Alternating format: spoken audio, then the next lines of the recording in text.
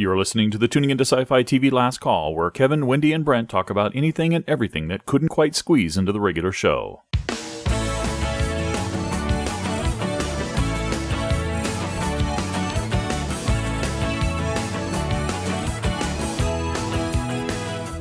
Today we talk about Community, The Man in the High Castle, Humans, The Last Ship, Dark Matter, Game of Thrones, Happy Time Puppet Noir, Star Wars, Orphan Black, Doctor Who, Lucifer, Continuum, Daredevil, Teen Wolf, Heroes Reborn, Minority Report, Con Man, and Terminator Genesis. Welcome to the show, everyone. Being Comic-Con follow-up, we've got a lot, and I mean a lot. So kick back and get ready for lots of good show discussions and news discussions, and we'll see what's on Wendy's agenda first. I am going to start with a couple things from San Diego Comic-Con. First is Dan Harmon, showrunner from Community, talking about a movie. And he just basically speculated heavier and harder about the idea that we're going to get a movie. So I won't say any more about that. You can watch, there's a little video from TV Line in the show notes.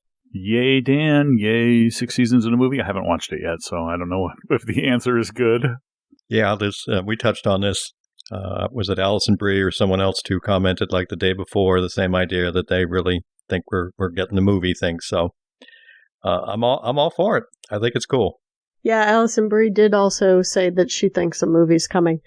The other thing I wanted to note from Comic-Con, of course, is trailers galore. We talked a lot about them We talked about a lot of them in the main show, but we also have a trailer for Amazon's upcoming The Man in the High Castle. This is sort of the alternate history idea in which the Nazis win World War II.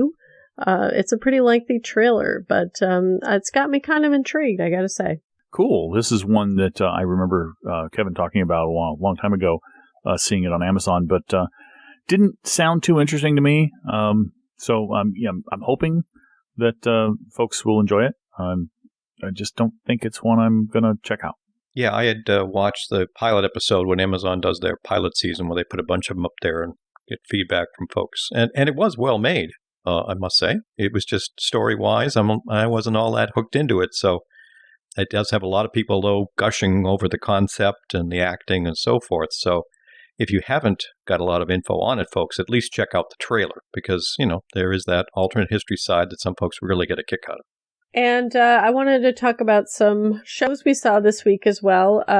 First was Humans. This was the second episode, and I gotta say, a lot of stuff is happening in this show. They are moving the plot forward quicker than I thought from the pilot. So the William Hurt character, he gets a new caretaker robot synth.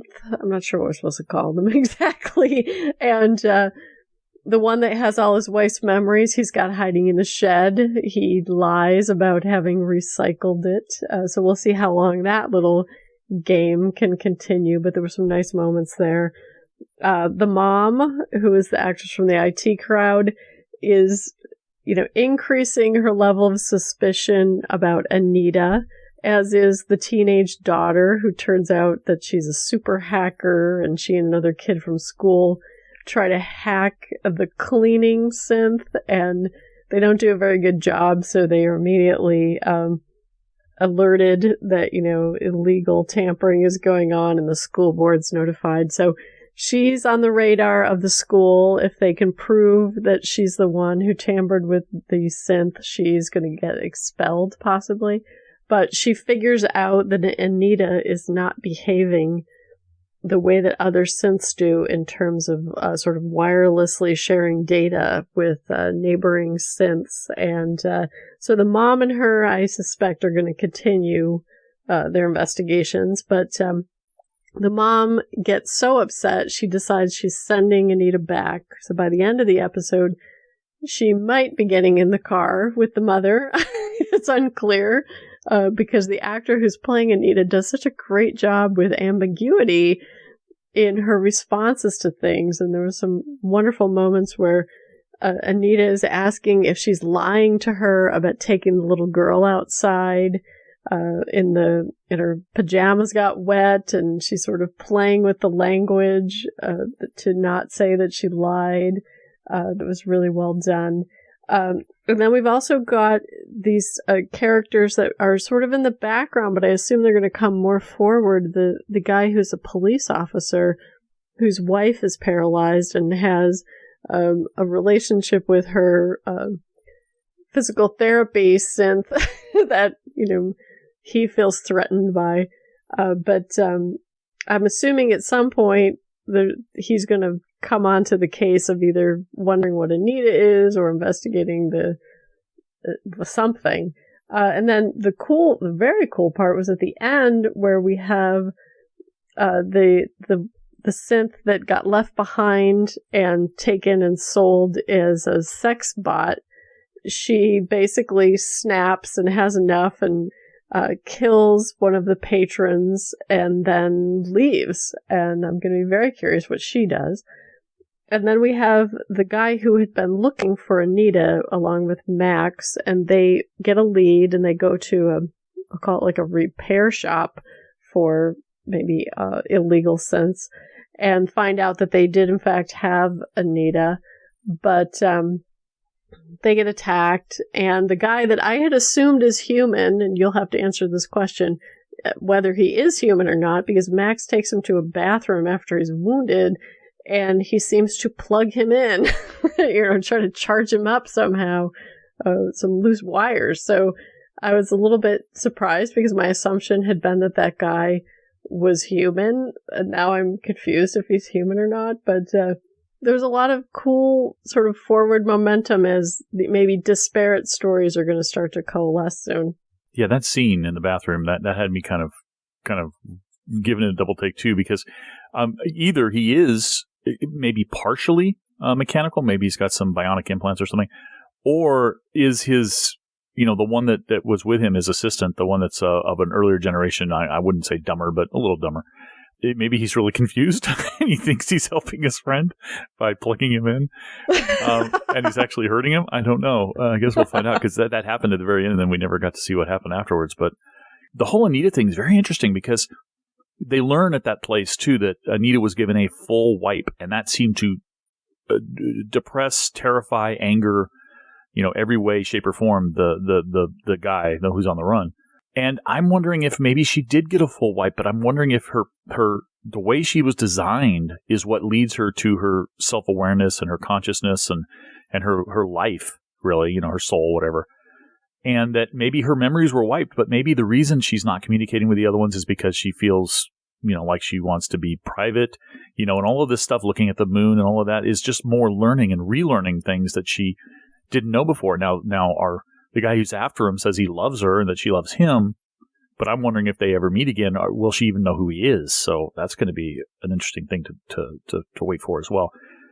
Yeah, the whole drama at the house is kind of fun. I just love the way she's, pretending. She knows she's different, but she's pretending to be just as dumb as the rest of them, and all the way she does that is pretty strange. Yeah, the prostitute bot deciding to, we think she killed him, probably killed him, may have just knocked him out. We don't know. Probably killed him. And then how she dragged his hand over to get out of the cell she's in. It's basically a cell, and then threatening the madam who's trying to stop her, when she leaves was pretty cool. So she's on the run. She's like, I'm done with this crap. I'm not doing this anymore. I'm tired of being used like this. And she goes off. The one who got captured working in the greenhouse or the farm or whatever, he's not doing so well. And they keep seeing these, trying to dig into his memories and trying to figure out why he is so unique. And boy, I sure hope they can rescue him, because that looks pretty awful place where he is. Yeah. Again, I don't know what the cop's going to do either. I think we saw him once before, but obviously he's going to play a bigger part at some point. But yeah, this is, I'm enjoying this. I'm really liking this. I dig the characters and the story, and the plot seems to be moving along pretty well. Yeah, I don't think I'm enjoying it as much as you folks and many other people appear to be. I don't dislike it. It's just kind of, a mid-level show for me. It's got some interesting bits, but it is moving pace-wise a little slow for my liking. So I have to wait to see if it really get hooked. It has got some interesting bits now with all these different characters, as you both just described, some bits that have me scratching my head and thinking it could lead to some more interesting things and what it all means. As we said, the whole thing in the bathroom of attempting to plug his friend in. I don't know. My gut is telling me right now that no, he is human, and this guy thought he was helping by plugging him in, and all he did was jolt him with some electricity to wake him up. I don't know. We'll find out more. But, so there are some good bits here, some interesting bits. I'm just a little, it's someone I was talking to online is like, well, Kevin, you're just not used to British shows. They move slower. Maybe it is. I don't know. But it's not a dislike not as much of a love as many of you other folks are on the first 2 episodes, at least so far. Well, that's interesting. I don't think that that's true about British shows, personally. I think they do a better job than a lot of American shows do with having plot and character development happening. So maybe the plot isn't as much in the forefront as it is in some other shows. But yeah, there's a lot of interesting stuff going on in this show. I'm really surprised. I have to admit, I am surprised at how much I'm liking this show. Yeah, Kevin, you're just not used to television. Yeah, that's it. Maybe it's because you didn't watch enough animated stuff as a child. Child or adult, you're right. You're not watching it right, Kevin. Yeah, I'm doing it all wrong. Clearly. Maybe it's because you're watching on that little tiny phone. It's different on a big screen. That's it. Okay. All right. So we also got some listener feedback about The Last Ship from Matt in Australia that I want to talk about before talking about the most recent episode. So in your last podcast, you guys spoke really glowingly about the latest episodes of The Last Ship, but unfortunately I personally have had some problems with these episodes and with the show as a whole. I think the crux of my problem is that despite the apocalyptic setting, everything just seems to go almost perfectly for the crew of Nathan James week in and week out. The captain and crew are almost infallible in solving problem after problem, and rarely if ever display anything other than rugged stoic heroism in the face of extreme hardship. You can see examples of this in pretty much every episode, but one of my favourites is the episode when they encounter a dictatorship while searching for monkeys. The American crew goes into a foreign country, finds injustice, defeats the bad guys, and leaves the helpless but much appreciative natives as big damn heroes as they ride off into the sunset. Wouldn't it have been more interesting if they had left without doing anything to jeopardise their primary mission, and seeing how this affects the psyche and morale of the crew? Or perhaps them fighting a dictatorship and this results in them taking casualties or realising the situation was more complex than they thought. The show is just too clean for me. The villain's so cartoonish and easily defeated by the heroic American Navy. More examples being the quick and easy coup d'etat in the first couple of episodes of this season than the defeat of the so-called well-trained mercenaries with very little casualties. I understand that to get the support of the US Navy in making their show, they probably need to avoid showing US servicemen and women performing poorly or something morally wrong or unethical. But as an audience member, it really is quite irritating how each episode feels like some kind of Navy recruitment video. This got me thinking, however, about a more general question of why we root for the characters in the shows we watch. The crew of the US Nathan James are clearly good people who commit great acts of heroism, so why am I rooting for them to fail or trip up so much? I was actually happy the captain's wife had died just to see something not work out perfectly for a change. I was also really hoping that the Russian scientist was right and that their cure didn't work out, just to see the villains actually have a good point for once. Wouldn't it be interesting to see this cure they're making actually doesn't work or has some horrible side effects down the line? To me, that would be a great twist, but why am I rooting against these guys so much? In shows with characters that I root for and I want to succeed, appear to be shows that put their characters through the most hardship. I almost get a heart attack every other Orphan Black episode, but I so desperately want to see our clone succeed, for Cosima to get treated, for Sarah to get to be with Kira, and even Helena to find her boyfriend. Shows like Game of Thrones and The Walking Dead are almost oppressively bleak, yet I find myself empathizing for the characters in these shows much more than in shows like The Last Ship. Which leads me to ask the question, in the shows we watch, do we need our characters to suffer in order to root for them? Hey, thanks, Matt. That was some interesting questions. I think that I want to talk first about The Last Ship and then talk more generally. In The Last Ship, the one episode you cited in season 1, I do agree was probably one of my least favorites. But to me, anybody who is a service member of the Navy, if you think about this in terms of like Dungeons and Dragons, is going to be lawful good. They're going to be a paladin. I don't really see how you can be in the military and not be sort of coming from that mold. So that might mean that everybody is good, or, it is essentially good. I'm okay with that. That's fine. I accept that. I don't agree, though, that we don't have characters who experience hardship, and you mentioned one of them, which is the captain's wife dies before she can get the cure for the virus, and certainly everyone is experiencing hardship. They're in this apocalyptic situation. So I can root for everybody, and especially the episode, I think it was the second one, where they go home looking for their families, and the second in command and the chief engineer have lost their families, or at least the chief engineer for sure. She knows her family's dead. So there's definitely been loss. The daughter of the crazy mayor in Baltimore, has lost her mother as well. So I think there's definitely characters that have experienced loss. I do tend to agree that in season 1, they pretty much somehow managed to succeed at their missions overall. But in season 2, they didn't. And in the most recent episode, the mission was a total fail. They were supposed to be going to get a lab that was enable them to mass manufacture the cure, much more so than their current capabilities. The lab was destroyed by the pirates, and Chandler didn't kill the guy before he jumped over the ship. So they didn't neutralize that threat either. So maybe in the beginning, the show did have to win over the trust of the Navy in season 1, but it seems to me like in season 2, they are going to experience challenges. But I don't know, maybe because of the nature of the show being an apocalypse show, that threat, the larger threat of the virus and the chaotic world, is sufficient for me, whereas I don't have to have the characters themselves going through more than just that world. I don't really see any difference with Orphan Black or Game of Thrones. I mean, I think Game of Thrones, there's certain characters who maybe experience more brutality, but I think everybody's experiencing comparable horror.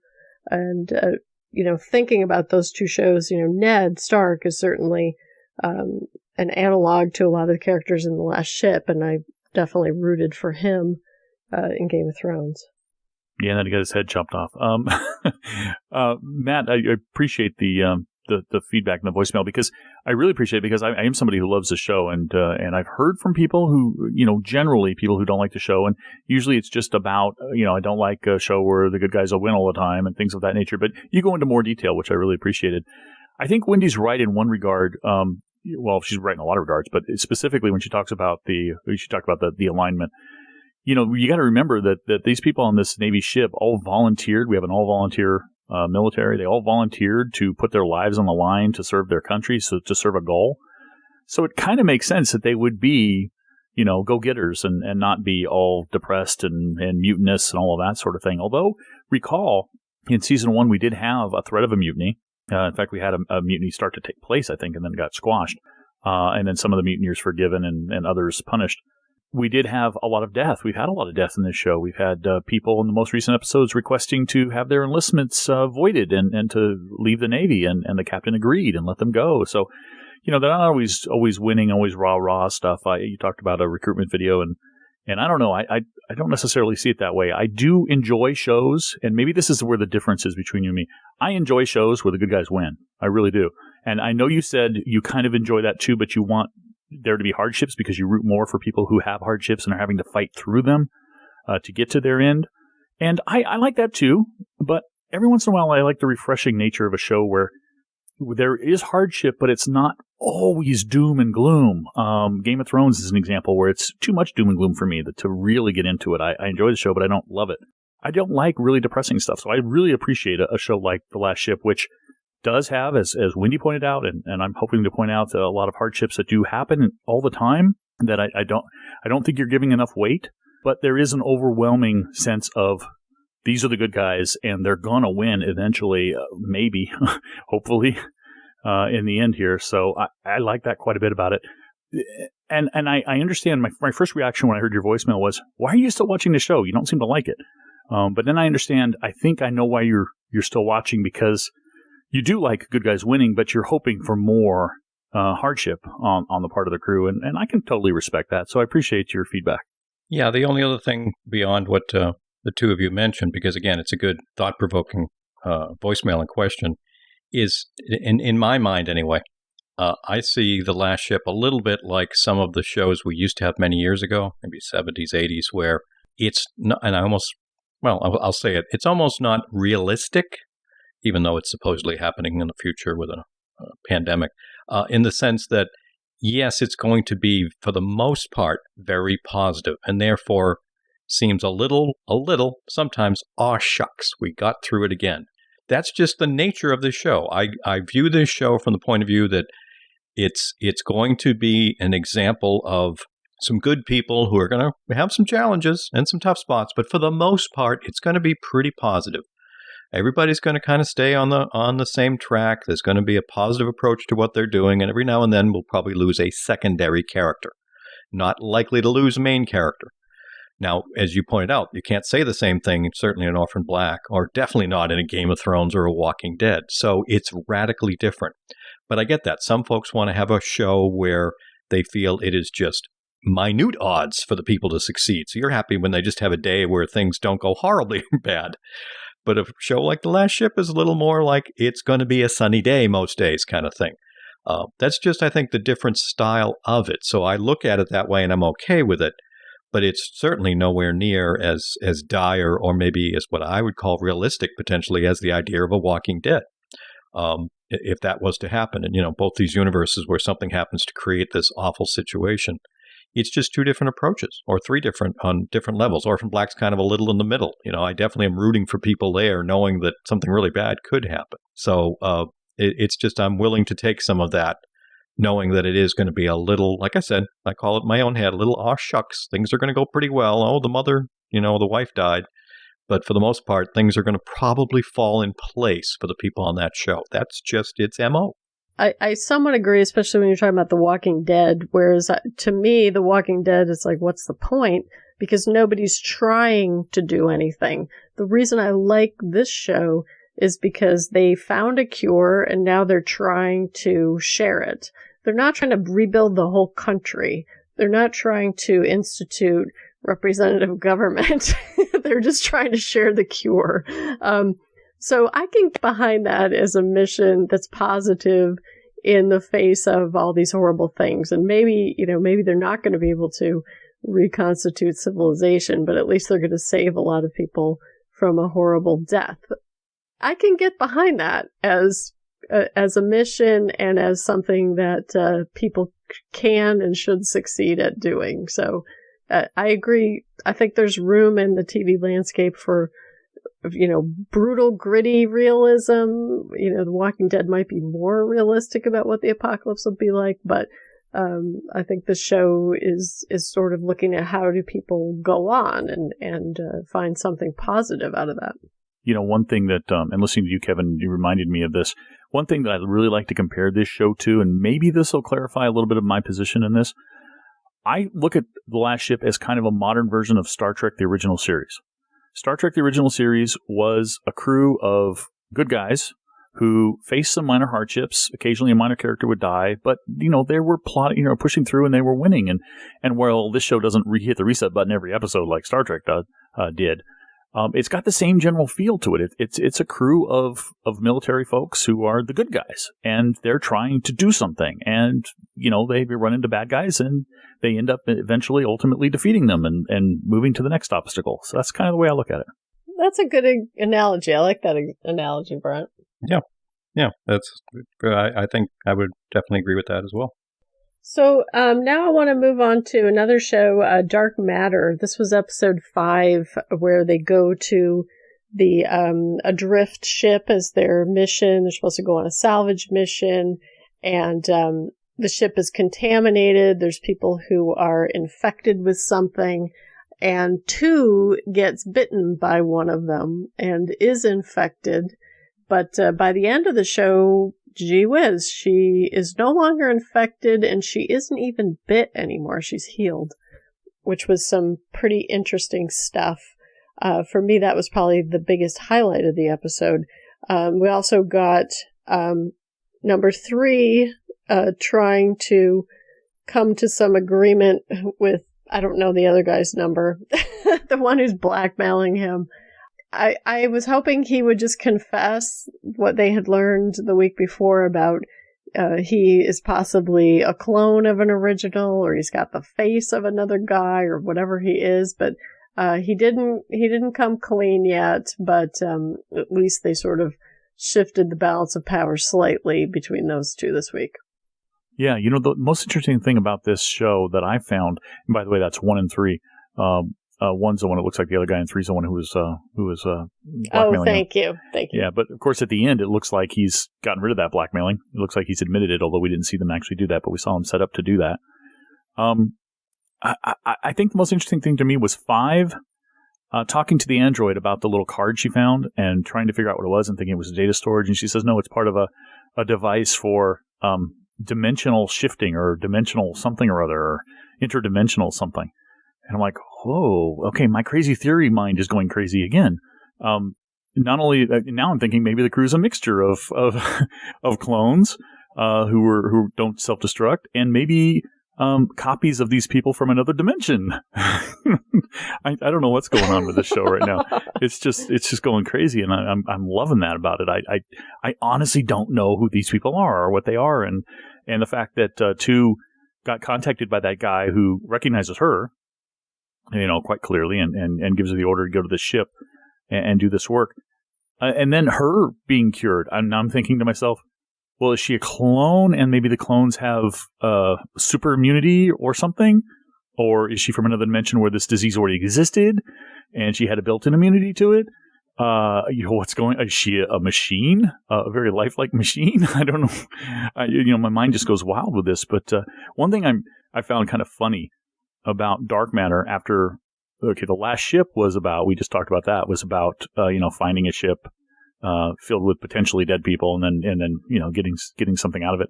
This one was about the same sort of thing. And then I saw the previews for Killjoys next week, and it's the same sort of thing. Another ship that's derelict that they have to investigate. So it seems to be a common theme. Yeah, as you said, the most interesting bit is what is 2, and now having us wonder about it. They're obviously playing the long game to tease, and I'm going to suspect the next couple of episodes we're going to find something very odd about a couple of the other characters, now that we've had 1 and 2 have some oddities to them. So I am somewhat interested, but I'm starting to get a little bored with let's move that part a little bit faster. I'm starting to think, too, that the android the programming's been altered so that it doesn't notice that there are some oddities, such as in 2, and her ability to heal very fast and have the disease thing or virus go away. So that's my guess. I'm not sure. Like you said, Brent, there was that tease about interdimensional or whatever, so maybe it's some part of that. But if that's the case, then shouldn't this android be able to detect the fact that a couple of these people are clones or potentially not your average human? I don't know. Maybe that android isn't as smart as we think it is. So I'm still enjoying it, but I'm hoping we pick up the pace a little bit with some of these mysteries. Well, I guess one of the reasons I like this show is because of these mysteries and the tension it creates between the characters because of it. And because a lot of times shows will do this through lying, right? They'll have characters lie, and sometimes they lie for reasons we understand, and sometimes they lie just in order for the show to put people at odds with each other, like Supernatural does a lot. So I'm still very intrigued. You mentioned, Kevin, maybe the android's been messed with. Maybe the android's just not very good. It doesn't have a very good imagination, because it did seem like when she explained what that little card was, she was laying down a big piece of information, but then she just went on there wasn't anything substantive just revealed to be found on the ship. So it'll be interesting to find out if the android's been altered as well. Maybe she just has no detective subroutines. Yeah. She's not designed to analyze or to think about things through beyond the question she's asked. But I was wondering why they didn't ask her down to see if she could open that door. They were all trying to open the door, and she wasn't there. I don't know why they didn't say, hey, android, you're part of the ship. Open this door. And she should have been able to do that, I imagine, or at least told them no. But I think the reason they didn't is because they didn't want to be confronted with the fact that she probably wouldn't. whether she could or she couldn't, because she probably knows or somehow it has an indication of that the door should not be open. But I'm very, very happy that the situation between 1 and 3 seemed to be resolved by the end of the episode. I did not want that to drag on. I was rolling my eyes a couple times when, 3 was saying something and looking at 1, and 1 was like, yeah, he's right. It's like, come on, don't do this crap. And then by the end, it looked like he actually, grew a pair and actually decided to tell everybody what happened. See, I thought he hadn't, because at the very end of that scene, 3 says something like, well, won't it be interesting when we learn something else about you or something? It seemed to be he hadn't told him. Yeah. He hadn't told everything. I'm thrown by that too, because the scene in the medical facility where he said, now that before, while you're still here or whatever, we need to talk about this thing. It looked really clear like that's what he was going to talk about. And then at the end, you're right. There was that line from 3 that kind of almost indicated that he didn't say, but then 3 didn't pressure 1 to do something. 3 and 1 were disagreeing there. 3 didn't want the ship destroyed. And he couldn't talk 1 out of it, even though he should have been able to pressure 1 not to if he still had that over him. So I don't know what's going on. Yeah, but something clearly happened, because he also turned down sex with 2.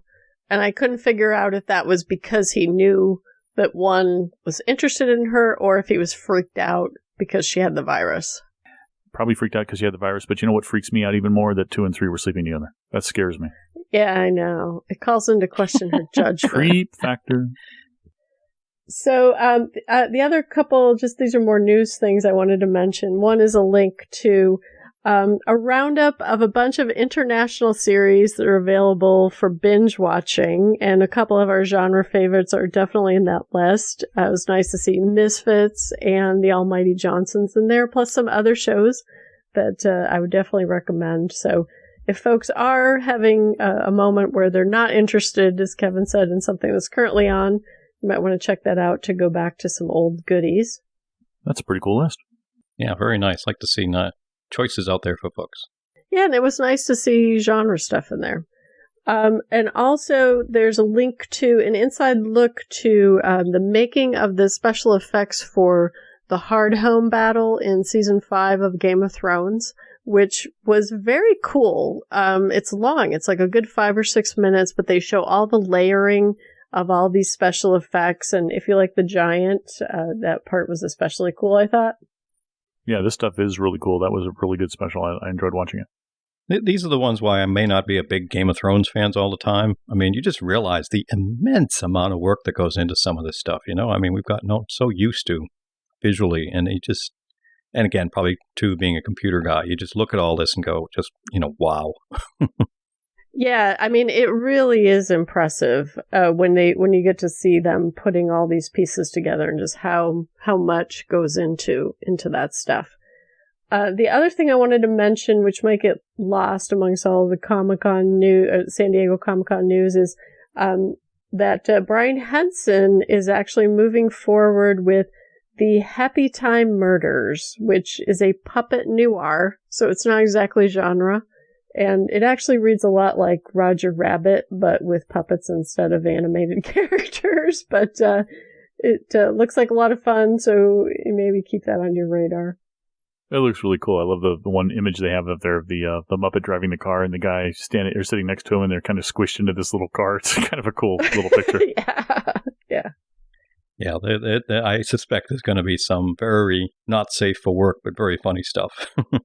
Yeah, and hopefully, the timing will be good with the revival of the Muppets, that this will take off as well.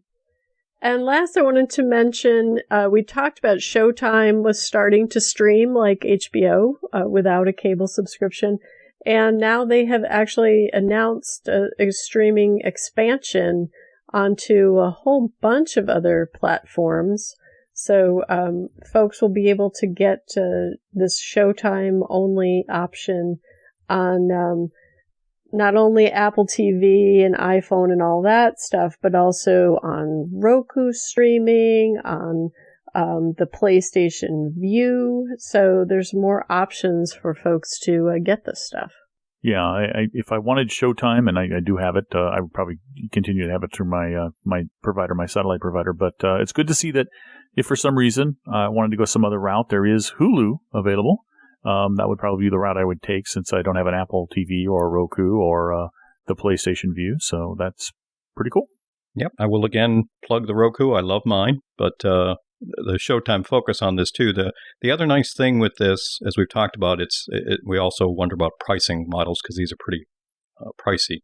Not much of a discount compared to what we're used to with cable. Is that Showtime does have a deal with where if you get the Hulu paid level of service, the combination price with Showtime is discounted a little. So they're finally getting a couple of these bundles for streamers or cable cutters where you could just get the Showtime app for whatever device it is. But hey, if you're also paying for Hulu and you want to pay for Showtime, then the combo is actually less than the two separate. So it's good we're starting to see a little bit of this bundling or pricing that makes a little more sense. Yeah, that is really good. I know a bunch of people who have Roku, and I have a TiVo. If I didn't have a TiVo, I'd probably have a Roku. And that's going to be it for me. Excellent stuff. Thank you. Brent, what have you got? Well, more into Comic-Con, of course, and this one isn't exactly genre television related, although there have been some television aspects of Star Wars. Think of Clone Wars and some other stuff. Let's not think about Ewoks Christmas specials and so forth from way back when. But the new Star Wars movie is, of course, coming out, and every television genre fan, has got to be a lover of Star Wars. Come on, you know you are. And this is a reel that they played at San Diego Comic-Con, and it is awesome. I mean, you get to see sets, you get quick little interviews with people who create things, a little bit of actors saying some things, but it's just really awesome reel. And if you combine this with the trailer that's out, wow. Chewie, we're back. Oh, yeah. We are ramping up for our Christmas time return for the movie. So it was some very cool. Amid all the other TV stuff that naturally we were keeping an eye on for the show, once I saw this one, that was kind of like okay, take me back to my youth. Yeah, this was fun because it was very clear from this video how excited all of these people were to either work with the folks originally who were involved, the original cast members that are back, as well as just the specialness of being involved in a Star Wars project. So that, I thought, really came across, as well as getting to see a lot of the goodies behind the scenes. And they did emphasize quite a bit in this reel. I think one of the emphases was supposed to be how much they're still doing practically. They're trying to make people understand that this isn't a green screen movie. There's a lot of practical effects in here. Yeah, which will help with the acting, because I think that's a big reason why the acting in a couple of the Star Wars movies didn't quite come across so emotionally, was because the actors were stuck in green boxes. You're being very kind, Wendy. I'm trying. Yeah, wow, that was that was politically right out of a press release. Come on, say it. Anakin. We all know who you're talking Natalie Portman and Hayden Christensen are not bad actors. They're really not. When you put them in a green box, maybe they just want to puke all day. It might have been the lines they had to read too, but we'll find out. That could be. And the direction. Okay, well, I also wanted to move on and talk a little bit about genre television. Orphan Black, a lot of stuff got released around the time of Comic-Con. I have to imagine a lot of the stuff was played during the panels or during Comic-Con itself. But the Orphan Black Season 3 bloopers reel came out, which is hilarious. We got a link to it here. And if you go to the channel where this is hosted, you'll find a whole bunch of other Orphan Black videos. They did what they've done in the past. They do little spoof intros to television shows. And, they do a sitcom, of course, with Allison and Donnie, which is hilarious to watch. But they did the telenovela stuff again. I think they did that once before. So it's a lot of fun to watch. And it is definitely fun. The blooper reel as your start to before you watch some of those other ones is classic, especially now you've seen all these scenes, some of which were very emotional or very serious. And Tatiana certainly had a few times where she just lost it laughing. Yeah, these are a ton of fun, and as you mentioned, all the telenovela stuff is a lot of fun too. Yeah, and the blooper one, watching Helena crack up is always fun. Yes, it's a little unusual. All right, and also San Diego Comic-Con again. We have two links here: one to top 5 Doctor Who San Diego Comic-Con panel moments, and also a Doctor Who after the panel interview with Peter Capaldi and Jenna Louise Coleman. And the panel moments, pretty fun to watch. The interview I really enjoyed too. It was almost all Peter Capaldi talking, but indicating how thrilled he was to and excited he was to again see be in a room in front of 7,000 people. Apparently, that's the largest number of people he's ever been in front of. And I guess as an actor, that kind of makes sense. Most, theaters, if you do theater work, aren't usually that quite packed, maybe, unless you're in one of the big ones. And also talking about, again, how pleased and excited and surprised he is about how much of a fandom there is in the U.S., especially for the show, or internationally in general. So good watches if you're a Doctor Who fan. Yeah, some nice stuff to take a look at as we get closer to the fall premiere. Yeah, I haven't seen these panels yet, but I did see a little bit of someone talking to Jenna Coleman, and she was talking about how one of the weirdest things that happens to her and Peter Capaldi is people always asking, when are you leaving the show? Are you coming back or not? And she's like, can you let Peter actually be in his job for a couple of seasons before you start asking who's replacing him or if I'm getting replaced, which I thought was really funny. But the thing I really like about Peter Capaldi is he is a Who fan from childhood, and it so much comes across in everything he does when he comes out to talk to people, and I just love that about him. Yeah, he is a big fan. Also, I had a link to a panel highlights from the new show called Lucifer that we've talked about here, and it's interesting to watch. We saw the trailer that came out a while back, and that got me interested in the show, and the panel added to that interest. Let's put it that way. Again, it's highlights. It's only a few minutes long, so it's worth a watch, I think. Yeah, this is a show very low on my radar of ones I'm keeping up with. It's not that long, but I did watch a little bit of it and said, okay, you didn't turn me off. I'm not, none of these people seem like they don't know what they're doing. So I'm waiting to see a little more on this one. I didn't get a chance to see this panel yet, but I kind of agree with Kevin. This one's a little more lower on my anticipation meter, but each time I see news about the casting for it and stuff, it sort of keeps notching up. We did learn something new from this, which was that I didn't know from the trailer, which was that one of the characters in here is apparently Lucifer's wife, I think, and that she's come down to Earth with him, thinking that they're going to create a new hell on Earth or something, and then she finds out she has to tend bar, and her husband starts helping people, and she's like, whoa, what's going on here? It's like, wait, I'm going back. Yeah, exactly. This isn't what I wanted. All right, I also wanted to talk about our Continuum rewatch. We're up to episode 11 of Season 3. We're almost to the end of Season 3, folks, which means we're almost to the end of the content that we know of. 3 minutes to midnight. Season 4, of course, the shortened Season 4, final Season 4 coming soon, hopefully. And this episode, okay, I'll talk about the things that aren't that interesting to me, which was there was some Jason bits with his bracelet going crazy and digging up the time device and being arrested and then being released, and then they find out there's a conspiracy that Pyron is making sure that the police release the people who are causing havoc because of the bracelet that they're wearing, and then of course at one point Jason goes ahead and attacks Alex's brother, and then there's a big discussion on that front. But forget about that. The most important part to me is, of course, the Kira Brad stuff, and of course. We get this. This is the episode where Brad goes to his old family home to dig up his weapons and his tools, which he had buried in his hiding spot, which young Brad also used. And young Brad, of course, discovers older Brad there. And they have a little exchange, and Kira comes along too. And they have a great exchange where Kira gives him some advice, about don't be the first one to throw the punch, but definitely defend yourself, sort of thing. Giving the young Brad some advice and more bonding between the two of them. Here is as Kira and Brad have a discussion, and there's some hand touching, which is the camera focuses on, which I find very foreshadowy. But they're captured. They're captured by the Liberate folks, and there's a great scene where it all hits the fan. The feelings between Brad and Kira hit the fan. Brad admits to Kira that he's the one who shot her. Kira admits to the others that she's not the Kira they know, that she's from another timeline, that talks about all of them dying at various points in the other timeline. Brad exposes that Kellogg is his tribal leader who sent him back, and that the future has been changed for the worse, which is almost hard to believe since they came from kind of a 1984-esque future. That it's actually changed for the worse because it's complete chaos and total warfare and desolation and apocalypse that he came from. They're trying to come back and try to prevent that. And you get arguments amongst Liberate, and Liberate all kind of dissolve because, some of them realize that Sonya still thinks that they've succeeded and that they can still make it better. And the others are like, no, this is proving that no matter what we do, we're screwing things up. There's no way to make this right. We're just part of the flow at this point, part of the ocean of time. There's nothing we can do.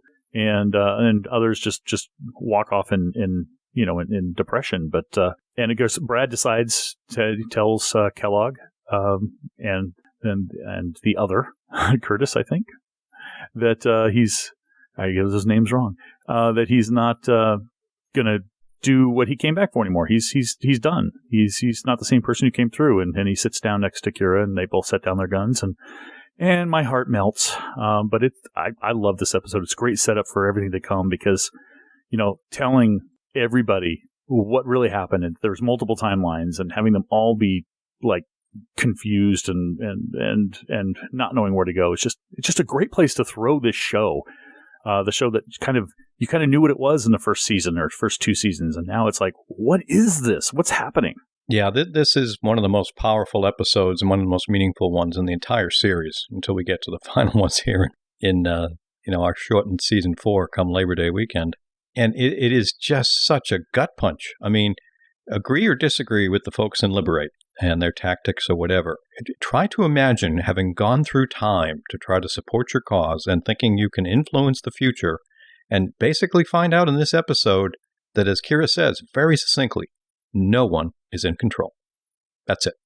What's the point? Everything you've been working on. I mean, that's why they all kind of dissolve personally in different physical directions too. I mean, they all walk like to different corners of that building because they realize, why? What's up? What am I still influencing? What does it matter beyond today?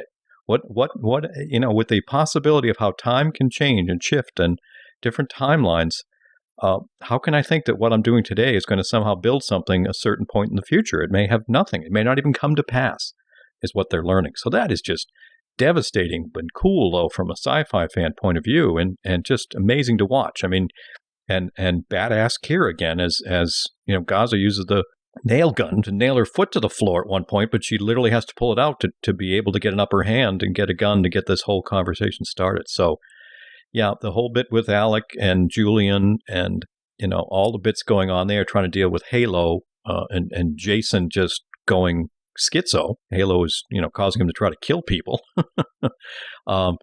shows how flawed that present is there as well. But you're right, the bits with Liberate and Kira, and also the Brad-Kira relationship that we'll see in a couple more episodes before the season ends. Again, on rewatch, this was just, you do that little thing. This is your brain.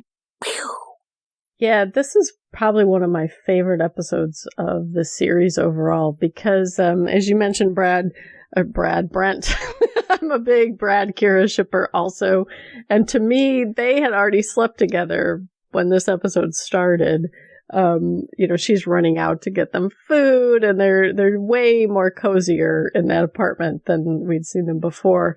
And even Travis senses that there's something going on because he makes a comment to her when they surround them in the street, that she must be sweet on him because she didn't even notice them, sneaking up on her. Just kind of lost her edge because of this guy. And I loved how, the distrust is huge at the start of this episode between them. And that's the cue that Sonya's using when they're talking about, well, do we believe this guy? And Sonya's like, well, I believe how upset she is.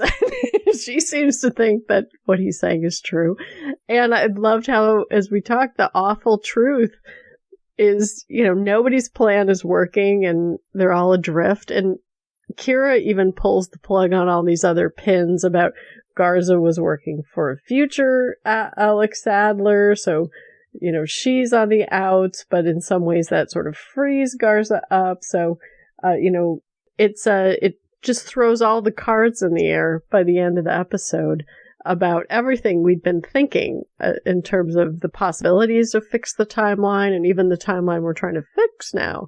So I loved all that. And as you pointed out, Kevin, that scene where Kira, after she gets shot in the foot by Garza with the nail gun, how she pulls her foot through the nail to get away so that she can start the fight, so that to be the diversion for Brad. That was all just really well done. So, like I said, this is by far one of my favorite episodes of this show. And to complete the circle, I mentioned this when we were rewatching back in season 1, the continuity that I loved. That was a total miss the first time through, but on the second rewatch, I caught it, which is when Kira finally gets the gun up to Sonya's head and says, "This seems familiar." Because in episode 2 or 3 of season 1, that's exactly what she did. She got the gun to Sonya's head and used it to try to threaten them to take her back with them, because they were trying to go back through time and she wanted to go with them, remember?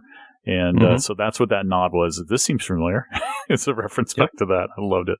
Yeah, the other thing I loved was Lucas, because Lucas is the one who is recognizing how messed up things are the quickest, but he's doing it through these analogies about the Roadrunner and Wile E. Coyote. And everyone is like, dude, you are crazy. And he's like, no, this is all wrong. And it's never going to go back. So I love that stuff too. Yeah, great stuff. Can't wait till the last, what do we have left? 2 episodes maybe, Kevin? 2 episodes. 2 episodes. Yep. Oh, they're awesome episodes.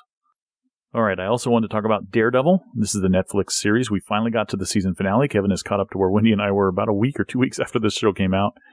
And this episode was jam-packed. It was just crazy scenes with Fisk, getting captured and then escaping and then setting up a situation where he was going to, flee with Vanessa, but warning her that if he doesn't make it, she needs to leave. And at the end, when he doesn't make it and she's sad and she takes out the ring and puts it on her own finger instead of having him do it and hops into the helicopter.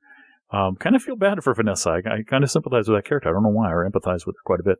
Fisk getting the crap beaten out of him by Murdoch, by Daredevil, in his new wonderful Daredevil outfit. It was made by that guy who made the armor suits for Fisk. And you see it come into effect quite a bit when Fisk is bashing him with the rebar, and his armor's sparking as he's hitting it.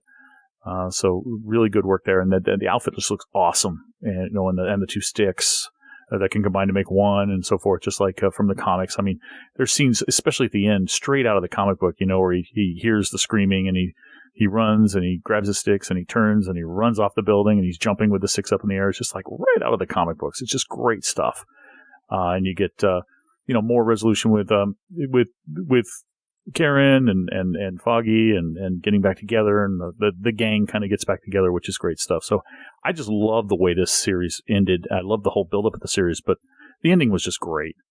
Yeah, I did. As many of you know, take the long road, space them out about a week apart, and I can see reflecting back now on it, since it is such a tight knit story that's just very nicely, but basically just chopped into 13 bits, where if you had the time, once you got started, this was just a great train ride to just let it keep moving, because it was, as you said, Brent, just a great ending.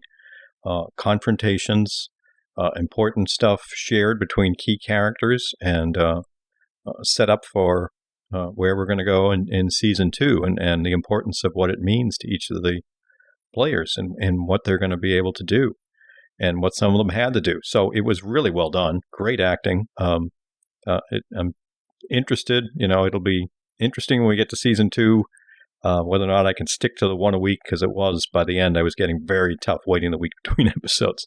Yeah, I don't even know how you managed to stop yourself after episode 8. For me, it was pretty much the train had left the station. I had to keep going. There were so many good things about this. The character moments between, I'll call them the gang of 3.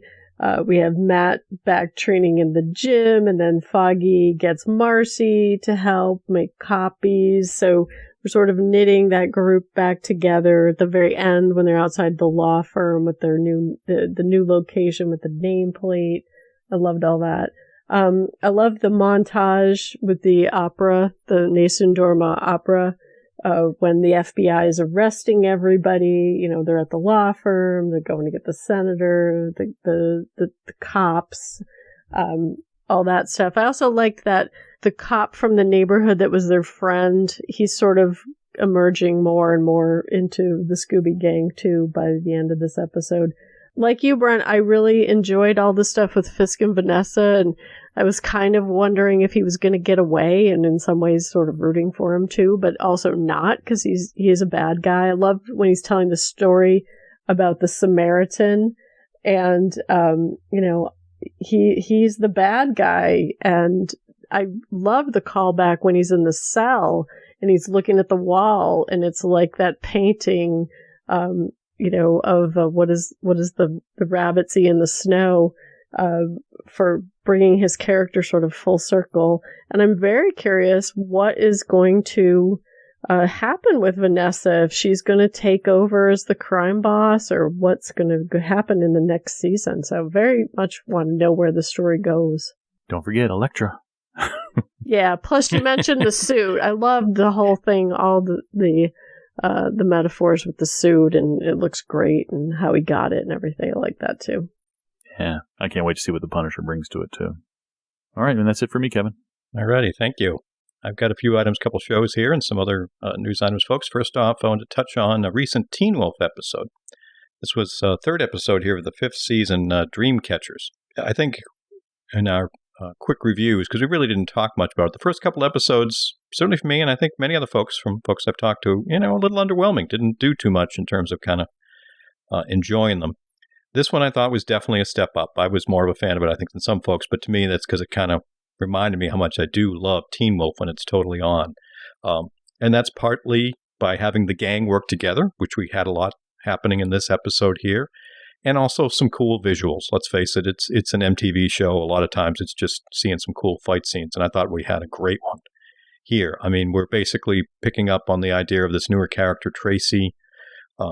She's the one who's been, what we think is hallucinating, not sure what she's seeing those three creatures or whatever they are that we think are our big bads. We really don't know what they are yet.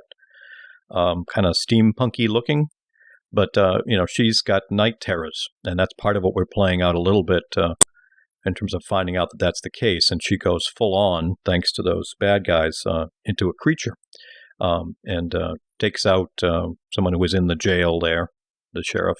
He was out to get him and all that. That's set up kind of the part of having the gang work together. But the cool thing was that she's a Kanima, which going back, 2, 3, 4 seasons to when we had that before. A very cool creature, when it can sting you, but basically to paralyze you, which made for a great scene when they had her in the vet's place and she got loose and zapped everybody. And they're all literally just lying there trying to communicate, figure out what they could do. Before I think it was Malia could finally be the first one to go off and try to figure her out. But to me, the highlight of the scene was the big fight scene at the police station, and Kira getting to be able to move fast enough not to get hit by the tail, and even to the visuals of when she turned into like the burning blade and all that other. I'm sorry, that was just cool to watch. I simple things sometimes, but it was just a cool aspect of seeing what goes on. And poor Lydia got pretty badly injured. We're not sure what's going to happen there.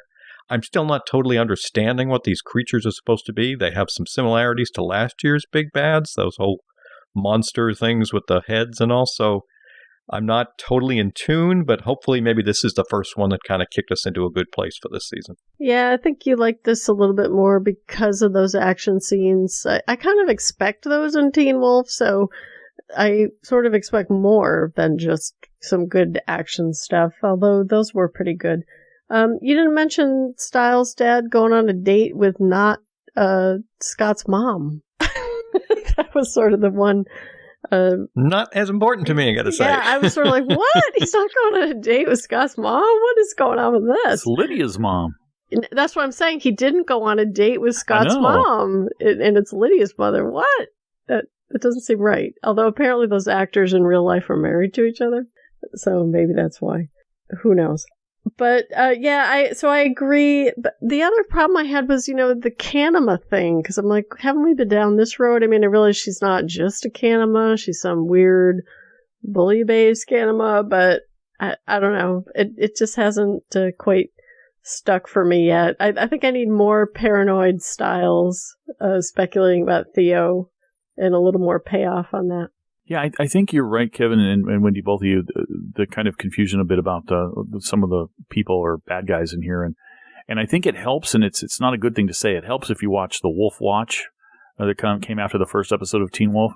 The creator kind of explained a little bit about what was going on, and it helps me, but it's not in the show. So I kind of wish it was in the show. But these guys in the tall bad guys in the dark suits, they're scientists. They're crazy, obsessed supernatural scientists who are experimenting with supernatural beings. And what's happening is, in the first episode or 2 episodes, they scientifically created a werewolf, and you had that one wolf who was stealing the powers, trying to steal the powers.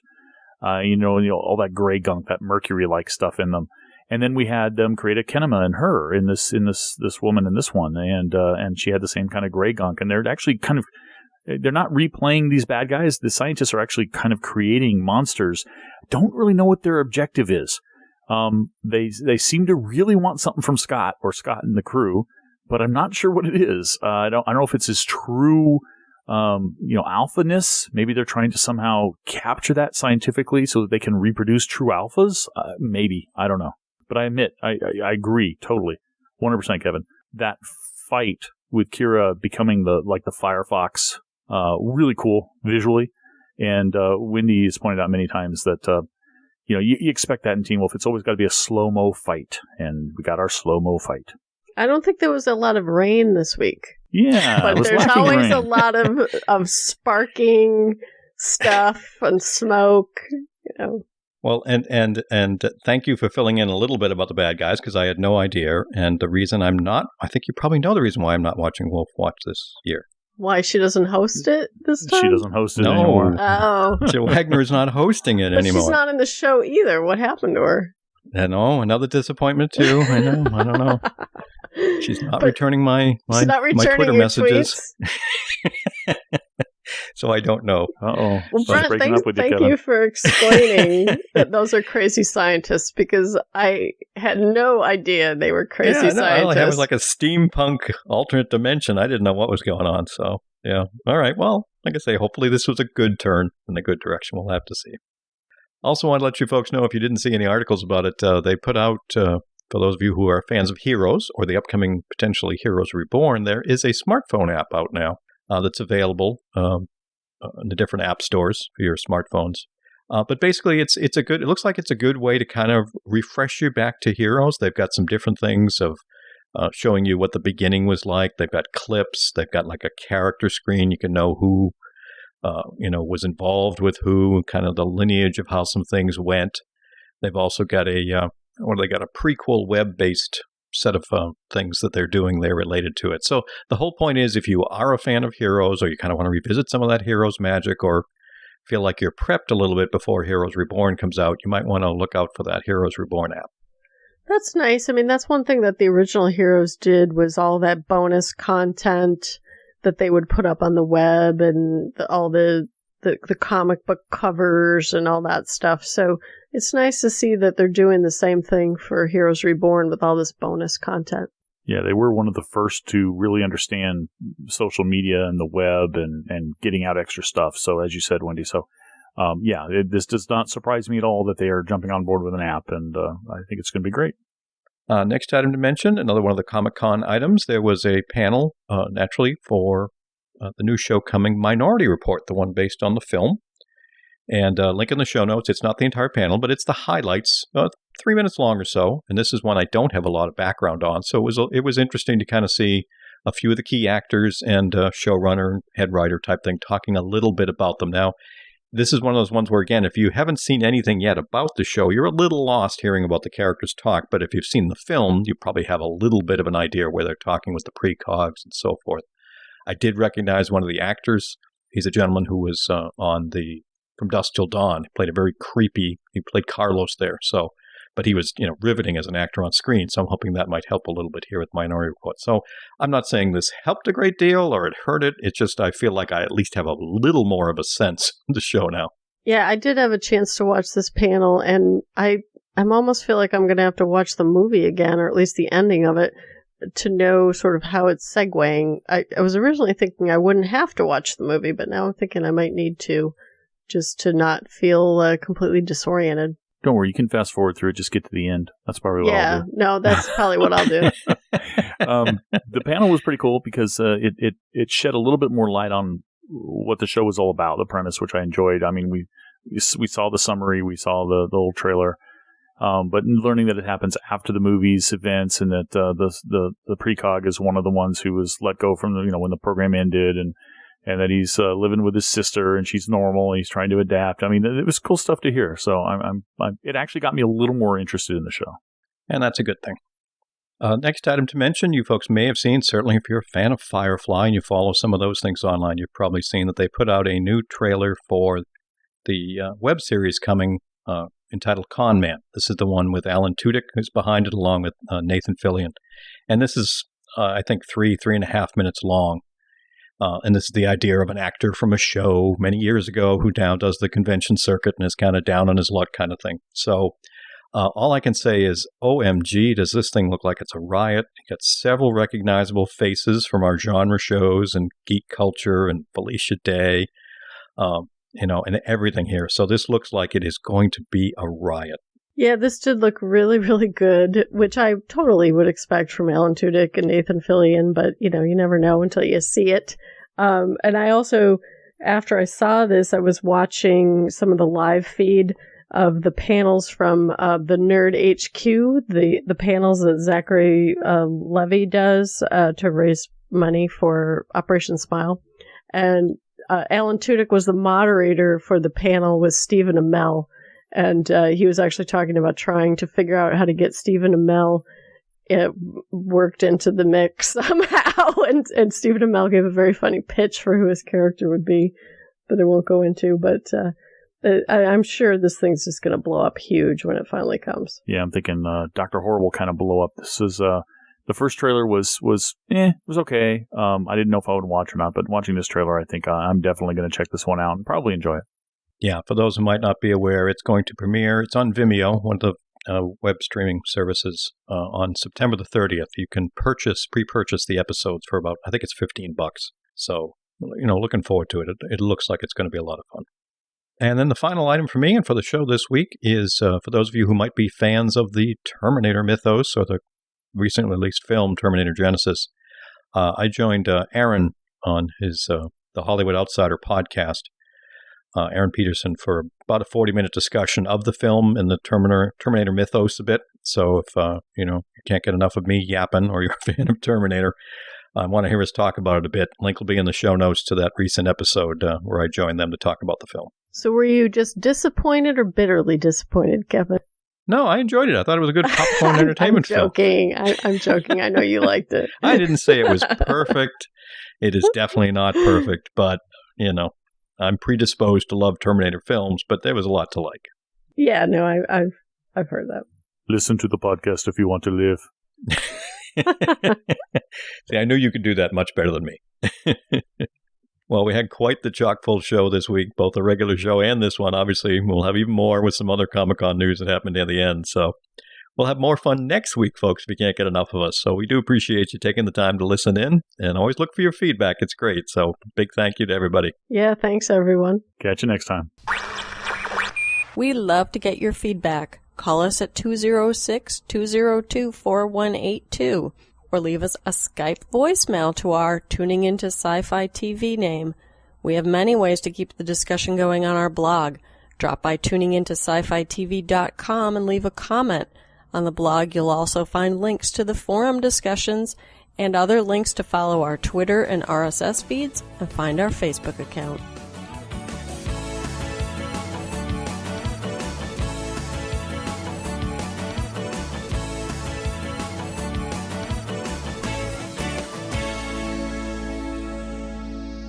Tuning Into Sci-Fi TV was hosted by Kevin Batchelder, Wendy Hembrock, and Brent Barrett. The theme music for Tuning Into Sci-Fi TV is by Beatnik Turtle. Used with permission. Listen to Tuning Into Sci-Fi TV on Stitcher Radio On Demand. Download the free app today at Stitcher.com. You've been listening to the Tuning Into Sci-Fi TV Last Call for episode 344, recorded July 11th, 2015.